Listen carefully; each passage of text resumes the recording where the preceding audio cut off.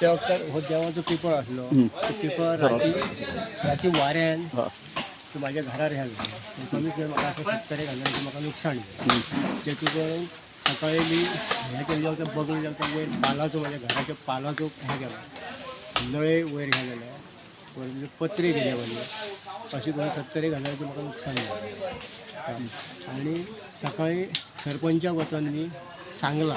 त्याच्यानंतर सरपंच हो येयलो सरपंचान हजर बघल्या आणि म्हाका देवळांत वचून तो एक प्रसाद विक्रम स्मारक कॉल येयले की सावंतवाडा मांद्रे हांगासर घराचेर पिंपळाचें झाड पडलें म्हणून आमी ताबडतोब आमची गाडी घेवन स्क्रू घेवन आमी पॉयंटाचेर पावल्या उपरांत आमी सिच्युएशन कितें पळयलें मातशें डेंजर पोजिशन आसलें.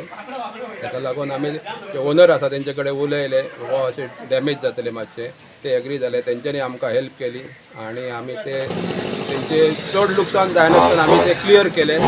कोणाचेर पडला हे झाड एकनाथ सावंताच्या घराचे टेकले आणि रोवले तरी बरी खूप काय नुकसान झालं. फायर ब्रिगेडीचे लोकच आम्ही सावंतान फोन करतो फायर ब्रिगेड दिली.